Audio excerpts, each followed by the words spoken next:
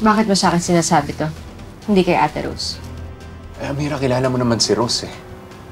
Dadaan pa yan sa tamang proseso. Hanapan pa ng search warrant, ng mga dokumento. Paano pag napunta na sa kamay ng Terra ebidensya? Sisirain lang nila yon bago pa natin makita. Amira, kailangan ko yung tulong mo.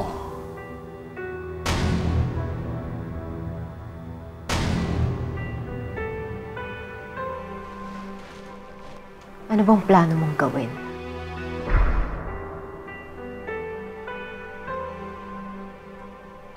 Pumunta tayo sa apartment ni Dwight. Doon daw niya tinatago yung ebidensya. Tapos, tayo ang magdala sa PBI. Doon sa mga taong pinagkakatiwalaan ni Rose. Mira, tulungan mo na ako. Isipin mo na lang para kay Ineng to. Mira, tagal ko nang dinadala to. Ito na yung pagkakataon ko para maipaghiganti ang kapatid ko. Mira, pangako. Pag naipakulong natin si Ma'am Natalie, tutulungan kita sa mga plano mong paghihiganti sa mga Terra.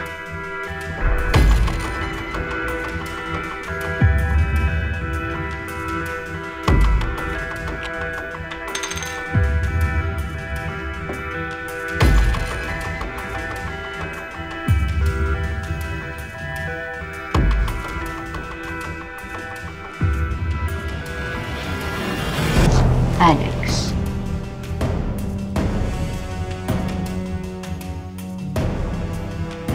Sigurado ka ba sa sinasabi mo, Alex?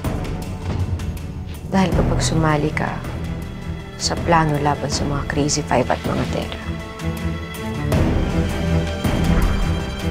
wala nang atrasan.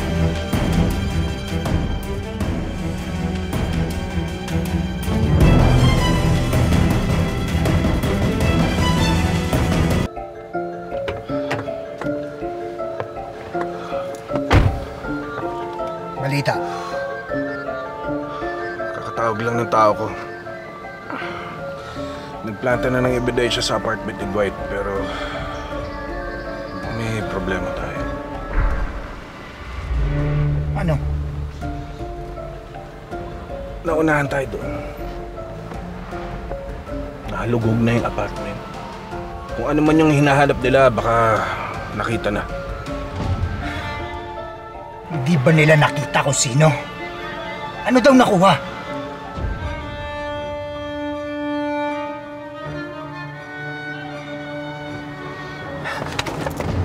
Eh paano? Kung may hawak yung gagong Dwight na yon na pwedeng magdiin kay Natalie, masisira ang buhay ng asawa ko.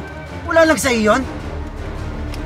Hoy, Santi, pinapaalala ko lang sa'yo ha. Ang laki na ng perang na ibibigay ko sa'yo at hindi biro yun. Insan,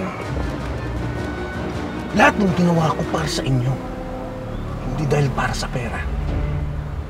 Ilang beses na ako muntik matanggal sa serbisyo dahil pinagtakpan ko kayo. Pero tinuloy ko. Alam mo kung bakit? Dahil kapatid ang tingin ko sa'yo.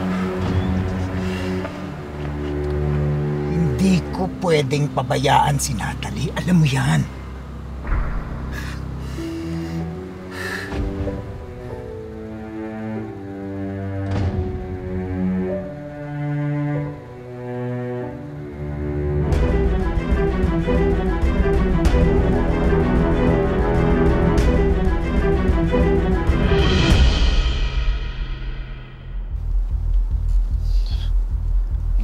Binigay sa akin ni Dwight yung password niya.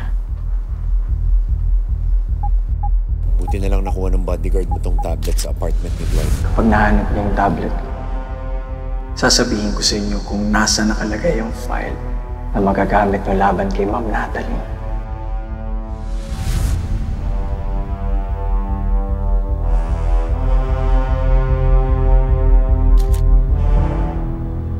Na yung binabayaran ng mga Terra.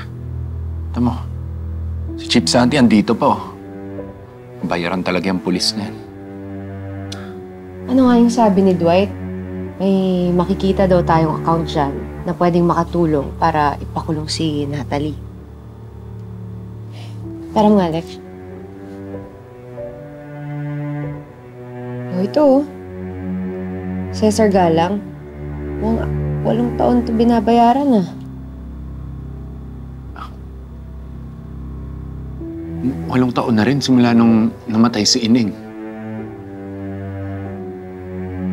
Dito na yung hinahanap natin. Yan na yun. Cesar Galang.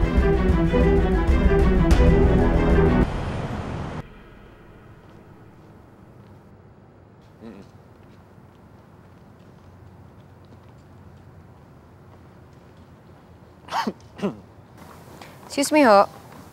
Pwede ho ba magtanong?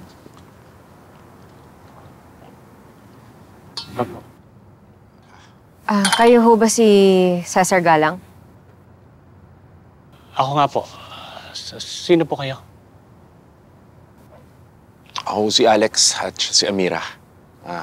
Meron lang po sana kaming tatanungin sa inyo. Mga polis ba kayo? Hindi ho. Dati ho kaming taga-Makiling, taga-Oyente. Meron po kasi akong kapatid na namatay nasagasaan. Hit and run. 8 taon na nakakalipas. Bata? Nasagasaan? Oo, may alam po ba kayo tungkol doon?